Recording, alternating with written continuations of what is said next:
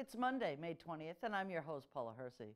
On Barnstable Today, we have some baby ducks, an update on a myriad of topics from the assistant town manager, and some great events for the whole family at Sturgis Library. Now for a look at municipal and legislative news. The town of Barnstable, with the Cape Cod Commission and Wacoit Bay National Estuarine Research Reserve, are hosting a community event to explore strategies to reduce the vulnerability to natural hazards in the threatened areas of our community. This interactive session on Thursday, May 23rd from 4:30 to 7 p.m. at Barnstable Town Hall. Attendees will have the opportunity to be the first to test out a new regional tool and conversation catalyst, the Cape Cod Coastal Planner, developed by the Cape Cod Commission and partners. Please register at thetownofbarnstable.com. News clip. For her first assignment for Channel 18, our summer intern, Olivia Morrow, has a heartwarming story for a family reunited. As we waddle away from Mother's Day, 9 ducklings were rescued by Senior Animal Control Officer Charlie Lewis on Monday, April 12th at 11:30 a.m. Assisted by Brian Taylor, the two stumbled upon the ducklings trapped in the storm drain in front of Uncle Al's Way in Hyannis. It was predicted that the ducklings had fallen through the storm drain cover with no way of getting out. Charlie did not hesitate to remove the cover, scoop out the ducklings, and release them onto the grass to enjoy the nice spring day. Thanks to our rescuers, all the little duckies were successfully reunited with Mama Duck. Charlie says he is very grateful to the alert woman who called in the incident. Assistant Town Manager Andy Clyburn joins us in studio to highlight some of the projects he's been working on for the town. With us today, Assistant Town Manager Andy Clyburn. We're going to talk about a myriad of projects that are out there that he's had his fingers in, and lots of updates. Lots of things going on. Andy, it's been a while since you've been on the show. Thanks for joining us. Thanks for having me. Pleasure to be here. So let's start off with one of the topics that's been there that's consumed an enormous amount of your time and other officials here in the town, the Cape Town Plaza. Certainly. Well, just this past town council, we were fortunate enough to announce that we have finalized the material terms of the lease, which is an important milestone. We got town council's approval for the airport to enter into a 49-year lease with WS Development. So we're very, very pleased with that milestone and hope to have the final agreement signed in the next few months. So it was really a combination of probably close to 2 years of effort.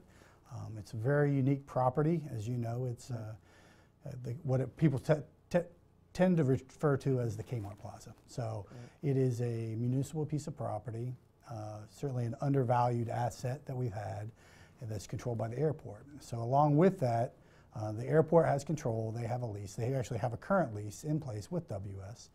And there's a number of stipulations that come along with that piece of property because of how it was acquired and with the FAA. So there's FAA conditions that have to be met with anything that you do there. So it was a challenging project, and we're really thrilled with how it turned out and where we're going. I think we've got a fantastic partner in WS moving forward. That's interesting. The property itself, I don't believe all the residents know the enormous perimeter property that airport holds. Yes, they do. It's a lot. They control a significant portion of property outside of the fence line, right. And a lot of that property, really, it's controlled, and the leases are let through the airport. Katie Service and her staff do a great job, but we support them. It's Joanna Boucher, David Anthony, and all of our staff really support them, and anytime they put those leases out, et cetera.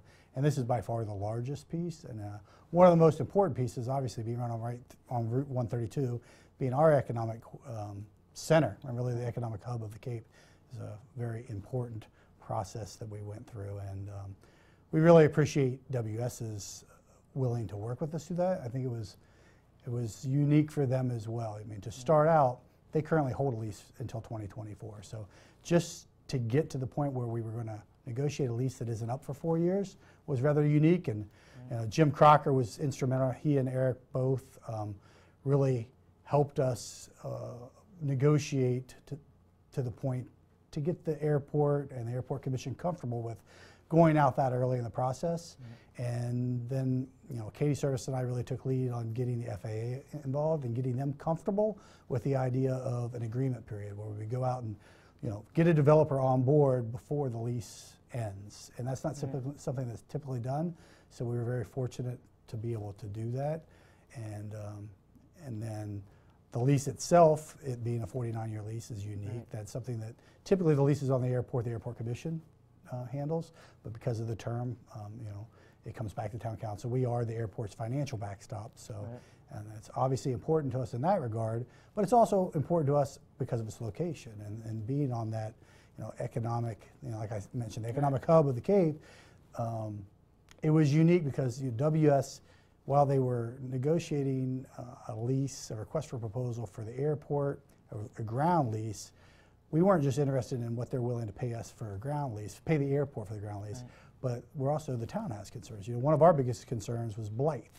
And, you know, they're a world-class developer and they've got a business model that works, and we certainly didn't want to intercede and in any way inhibit how they develop the property, but at the same time, we needed to have some hard goals in there to guarantee against Blythe. So much work went into getting to yes on those issues, and we're thrilled with where it ended up.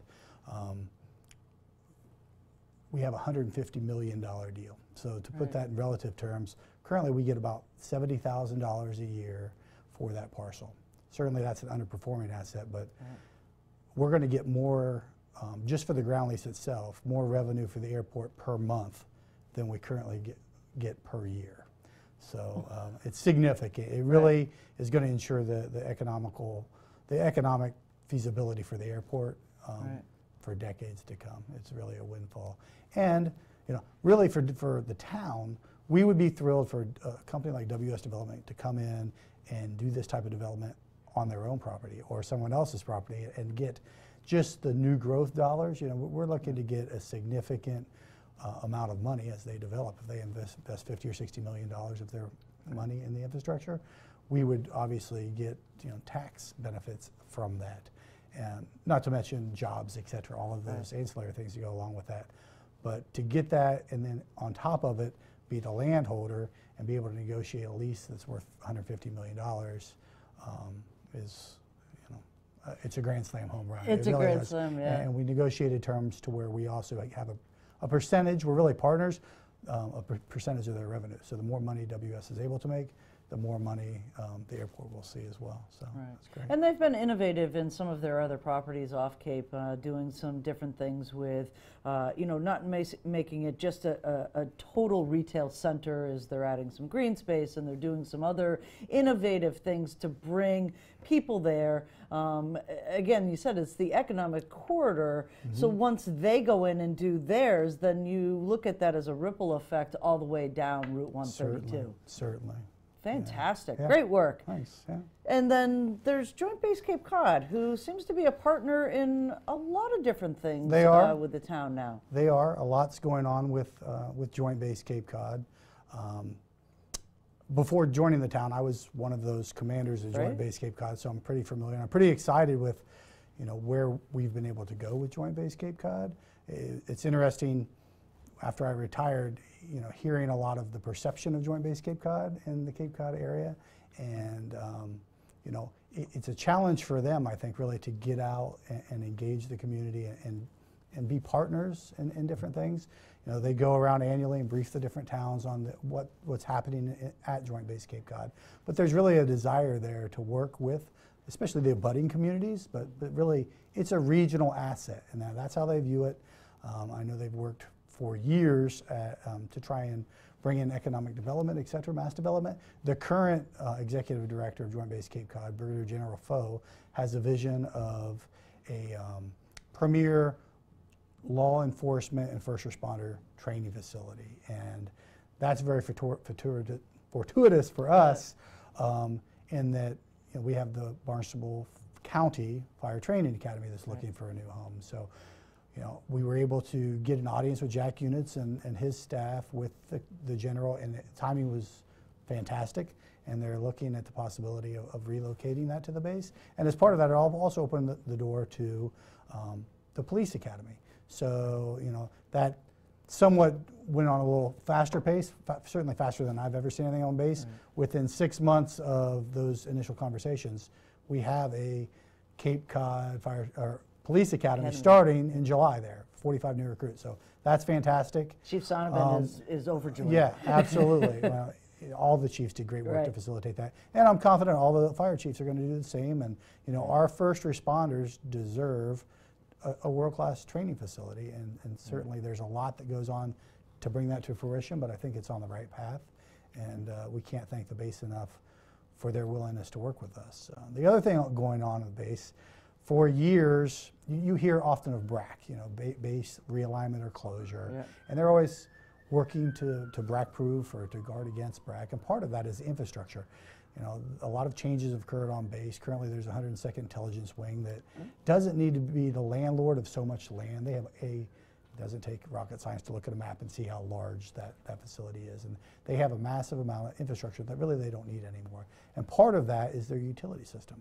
So their water and wastewater treatment facilities are underutilized, very underutilized. And the abutting towns, the 4 Upper Cape towns, Bourne, Mashpee, Falmouth, and Sandwich, have been working for a while to see if they could better utilize those facilities. They got a state grant about 2 years ago to really start taking a more deep dive into the wastewater front.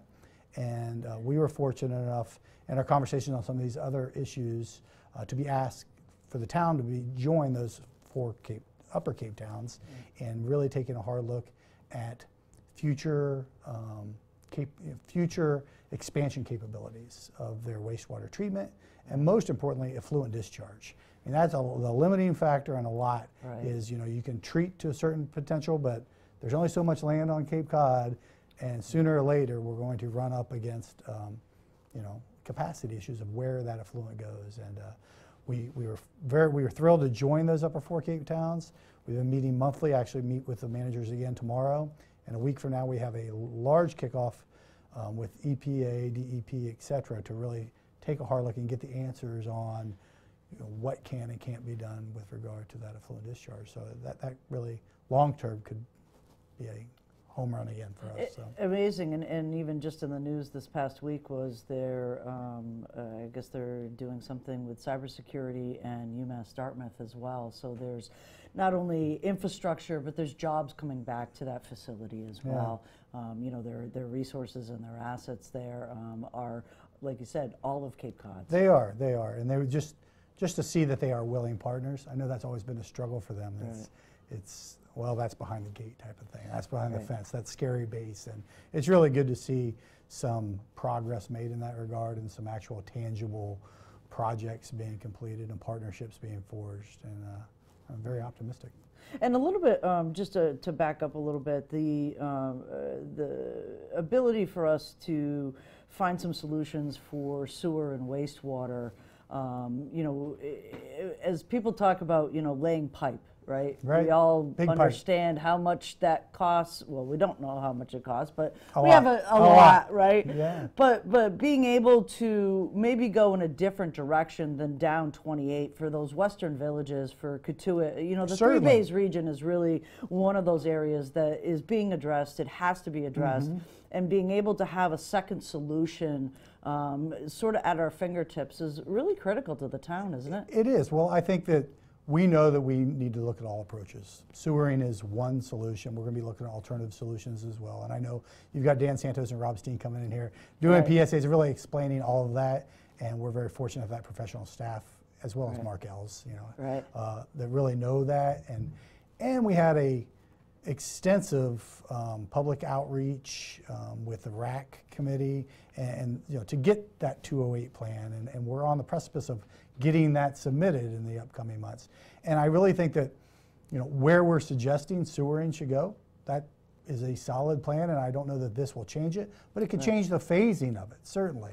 You know, we look to logically expand from our existing facility. Well, that calculus, what we may be getting to at sewering a Cotuit or a Mills or something like that, that may have been in your 30 or 40 of a plan, if all of a sudden there's discharge capacity at that town line going through Sandwich, Mashpee on the base, it could change the calculus of what makes the most sense, has the biggest impact, and is most affordable.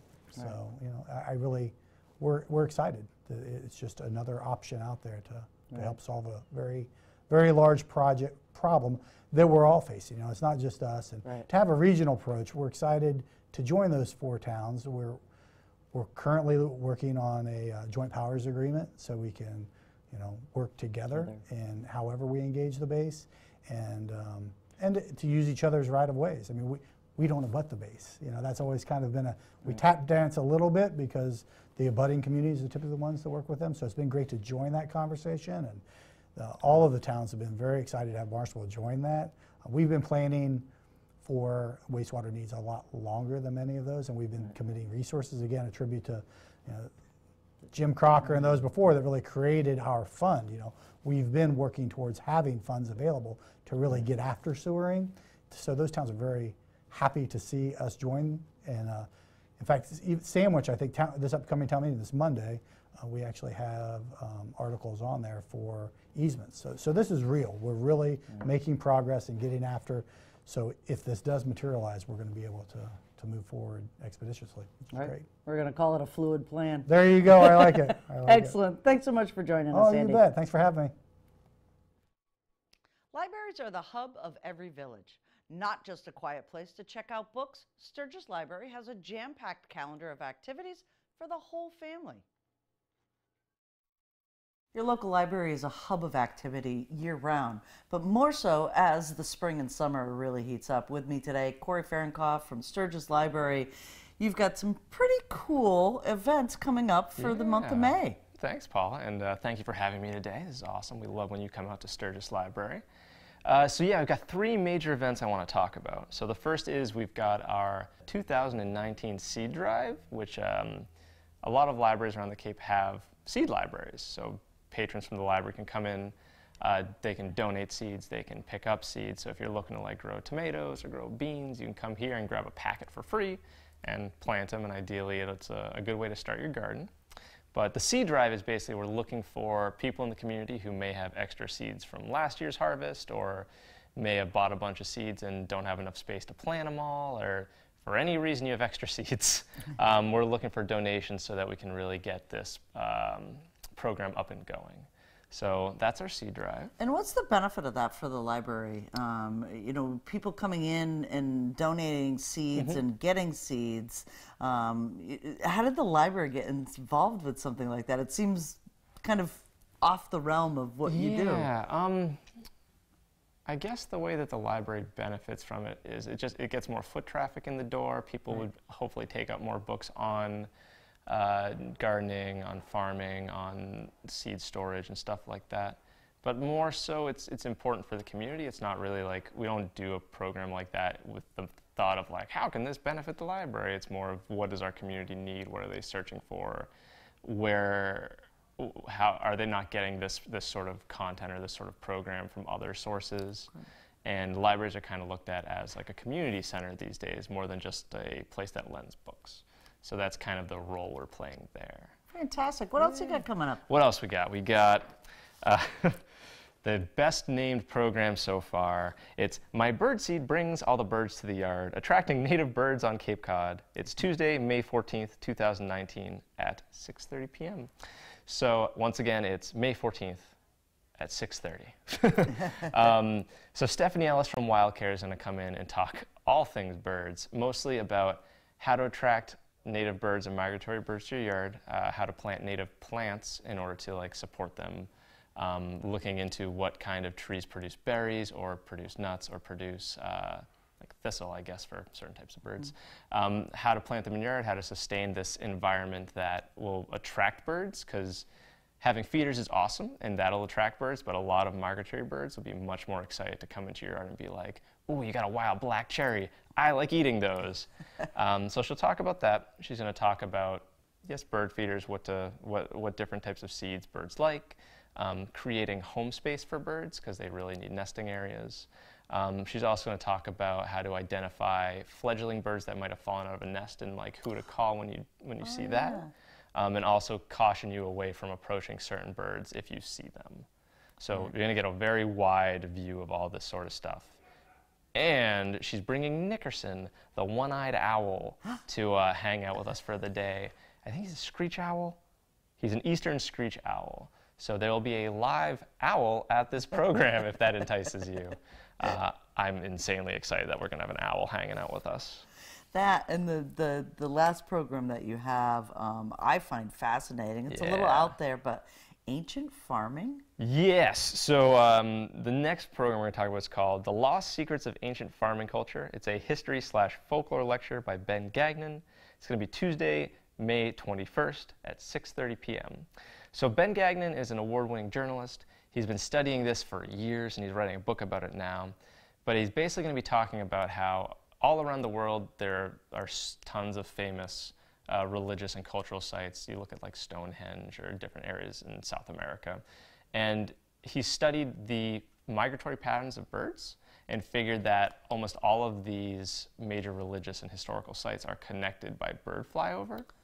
Wow. Yeah, so it's a lot of looking at the seeds that birds essentially brought from different areas and how that changed the crops and changed the flora and fauna of different areas, how people of the time worshiped the birds, thought they were I don't know if I want to call them like supernatural beings or messengers of gods or spirits or the souls of spirits, and how they basically formed certain parts of their culture around that idea, and how their different farming practices kind of worked in sync with that. So that'll be exciting. I'm all about like the history folklore lectures. Yeah, that's fascinating. How can people get more information about all the events that you have here? So many ways. So you can go to our Facebook. If you follow us on Facebook, we have a calendar on there that'll tell you everything. If you go to our website, sturgislibrary.org, there's a calendar tab. You can see month by month what's coming up. You can join our newsletter. So if you're at sturgislibrary.org, there's a link on the far right side of the homepage that says, sign me up for the newsletter. So we'll tell you all about the programs that are coming up. We'll tell you all about the different fundraisers, the different artists who are displaying this month, the new books that are hitting shelves. We also have our Instagram. I do a little bit of tweeting about it. There are many ways in which you can find the programs at Sturgis Library. So that's fantastic. Yeah. Well, here's to a busy season. Yeah, hopefully. Thank you very much, Paula. Excellent. Thanks, Corey. Here is a look at the upcoming schedule of meetings for boards, commissions, and committees.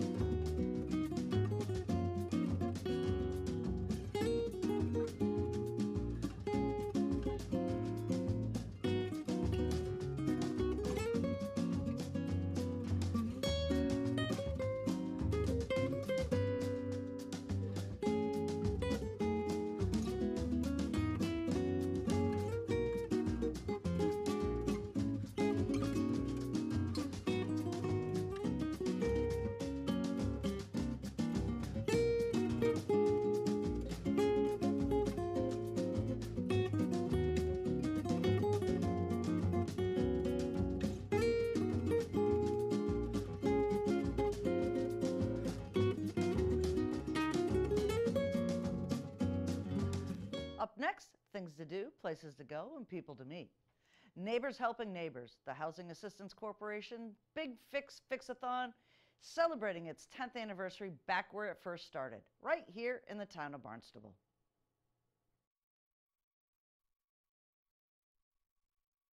This is Tony Shepley. What are you doing from 8 a.m. to 12 p.m. on October 5th, 2019? How about joining us for the Big Fix? The Big Fix is important to Housing Assistance Corporation because it's really our mission in action, a demonstration of our mission in action. So it's an old-fashioned barn raising where we bring people together and come out and help our friends and neighbors and legitimately help people stay in their home and age in place. And some of these homes we go to, the people are just at a point in their life where they really need the services and the help of their community to stay aging in place. They used to be active and used to take, really great care of their home, but whatever, a disability, an injury, a veteran, age, right? They need help from the community to be able to do that.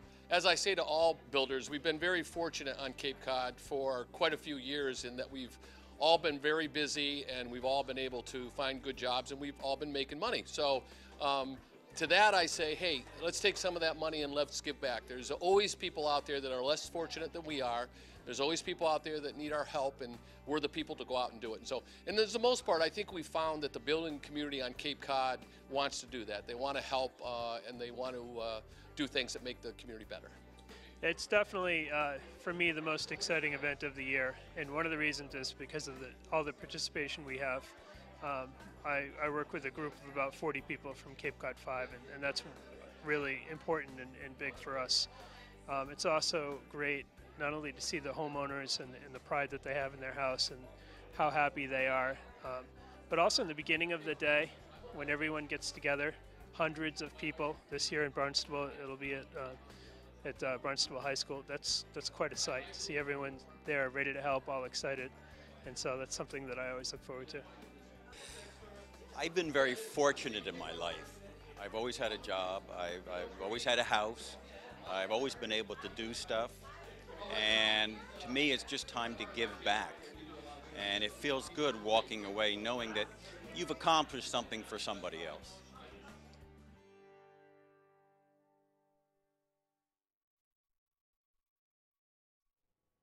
Comments, suggestions, accolades, connect with us on Facebook, email us, or send us an old-fashioned note by carrier pigeon. Channel 18 works. For you, I'm Paula Hersey, and thank you for watching Barnstable Today.